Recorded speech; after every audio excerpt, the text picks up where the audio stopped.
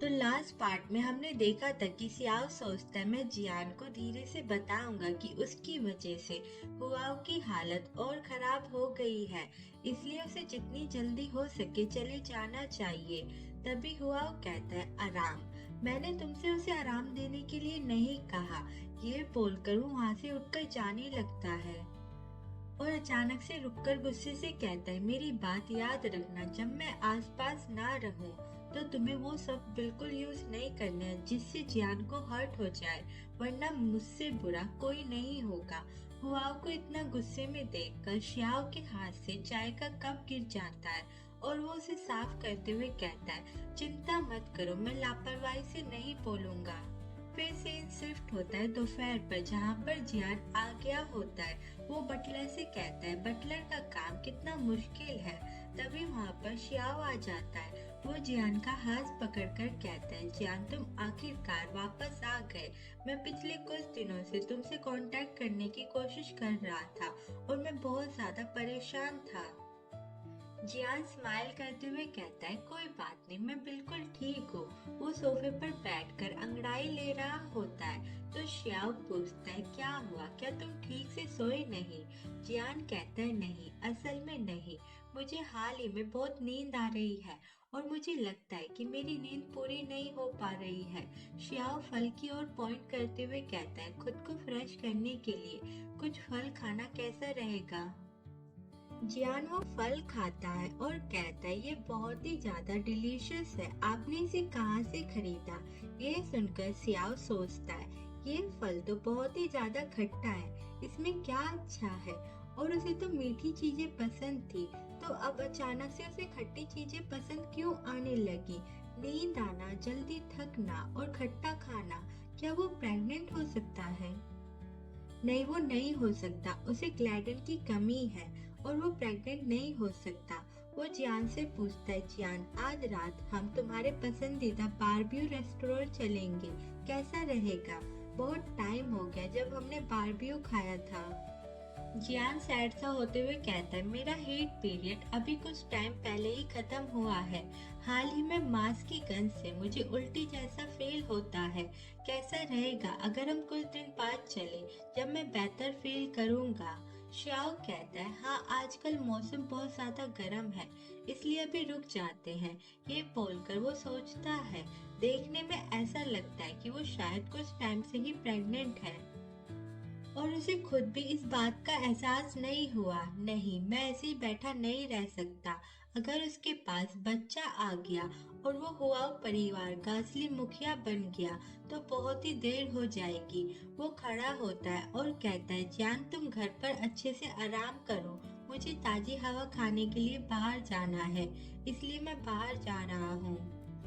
ये बोलकर वो वहां से जाने लगता है और जाते हुए सोचता है आप शेर की गुफा में घुसकर बिना शेर के बच्चे को नहीं पकड़ सकते, यही एकमात्र तरीका है। वो बाहर आने के बाद अपने डैड को कॉल करता है और कहता है डैड आप मुझसे मिलने कब आ रहे हो? मुझे आपकी और मॉम की बहुत याद आती है। ये सुनकर श्याओ के डैड बोलते हैं लिटिल श्याओ को क्या घर की याद आ रही है? जब पापा अपना काम खत्म कर लेंगे तो वो तुरंत ही तुमसे मिलने आ जाएंगे। ये बोलकर वो कॉल रख देते हैं। उनकी कॉल रखने के बाद श्याओ हुआओ को मैसेज करता है और कहता है हुआओ मेरे पेरेंट्स जल्दी मुझसे मिलने आ रहे हैं, मैं चाहता हूँ कि तुम भी उनसे मिलो। हुआओ को मैसेज करने के बाद श्याओ कहता है अगर हुआओ के माता पिता को पता चलेगा कि मेरे माता पिता आ रहे हैं तो वो दोनों परिवार के बीच के रिश्ते को देखते हुए नियतन रूप से उनके लिए स्वागत पार्टी जरूर रखेगा। अगर दावत के दिन मैं अचानक से कामुक हुए शाओलिन और जियान को एक साथ कमरे में बंद कर दूंगा तो ये बहुत ही ज्यादा दिलचस्प होगा। उस टाइम जियान और शाओलिन का वही हश्र होगा जैसे मैंने प्लान किया है। फिर हमें 3 दिन बाद का सीन दिखाया जाता है जहाँ पर एक पार्टी चल रही होती है और ये है हुआओ के पेरेंट्स। हुआओ के डैड श्याओ के डैड को देखकर बोलते हैं बहुत टाइम हो गया तुम्हें देखे हुए। श्याओ के डैड बोलते हैं हाल ही में श्याओ का ख्याल रखने के लिए आपका और हुआओ का शुक्रिया। हुआओ के डैड बोलते हैं, औपचारिकता की कोई जरूरत नहीं है, हम परिवार है तो इसलिए शुक्रिया की कोई जरूरत नहीं है। तभी वहाँ पर शियाओ आता है और वो हुआओ के पेरेंट्स को ग्रीट करता है और शियाओ हुआओ की मॉम की थोड़ी तारीफ करता है जिससे उसकी मॉम पिघल जाती है। शियाओ हुआओ की मॉम की ज्वेलरी की तारीफ कर रहा होता है तो हुआओ की मॉम बोलती है, अगर मैं सिर से पैर तक गहने भी पहन लूं तो भी हमारा हुआओ एक सब नहीं कहेगा।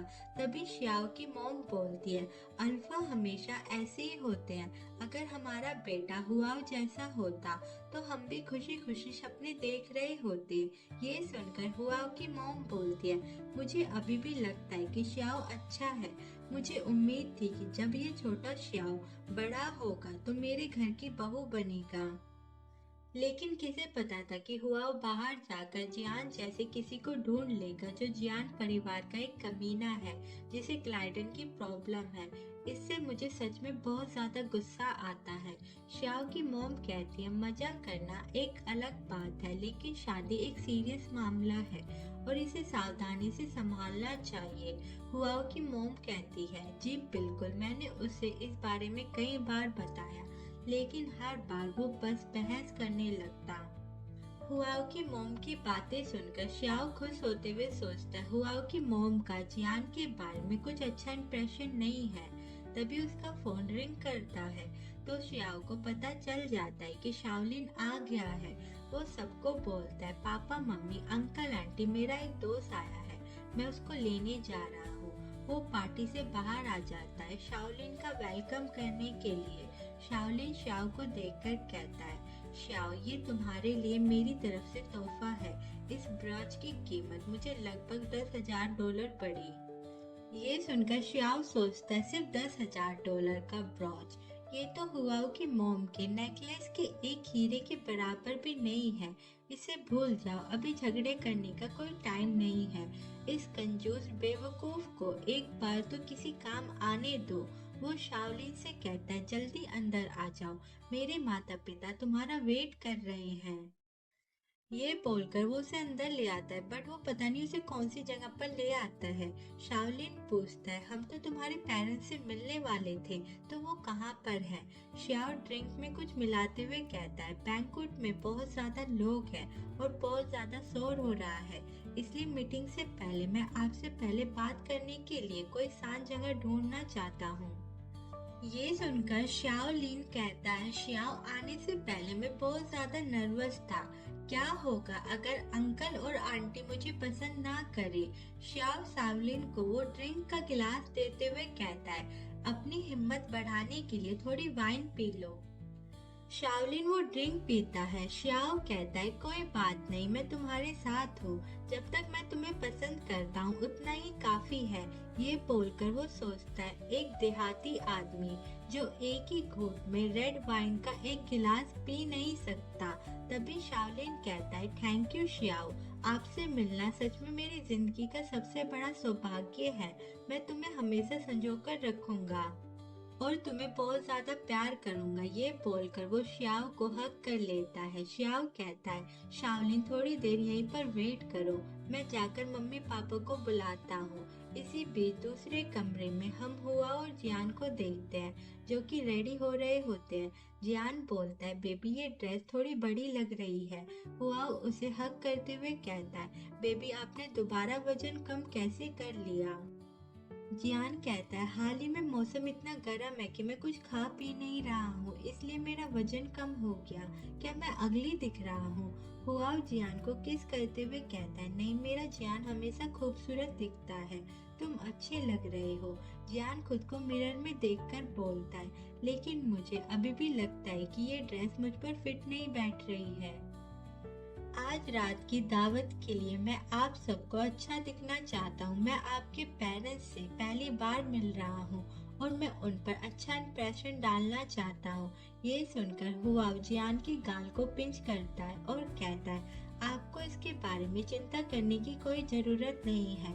आज रात मैं चाहता हूँ कि आप बस मजे करें। वो जियान का हाथ पकड़ता है और कहता है, चलो चलते हैं। वो बाहर हमारा वेट कर रहा है। ये सुनकर जियान स्माइल करता है और कहता है चलो चलते हैं। और दूसरी साइड हम शियाओ को देखते हैं जिसके दिमाग में कुछ तो गड़बड़ चल रही होती है। वो हुआओ की मॉम को देखकर सोचता है। हुआओ की मॉम की आवाज सुनकर ऐसा लगता है कि वो जियान को अपने पास रखने के लिए हुआओ से काफी नाखुश है। हाल ही में हुआओ की वजह से वो उसका खुलकर सामना नहीं कर सकती। अगर मैं जियान की इमेज को पूरी तरीके से खराब करने के लिए कुछ और बातें कहूँ तो मैं प्लान के हिसाब से चल सकता हूँ। तो आपको क्या लगता है ऑडियंस, क्या शियाओ अपने प्लान में कामयाब हो पाएगा या नहीं? आगे स्टोरी देखने के लिए चैनल को सब्सक्राइब करें। आई होप आपको ये वीडियो अच्छी लगी होगी। अगर लगी है तो प्लीज वीडियो को लाइक करें और कमेंट करें।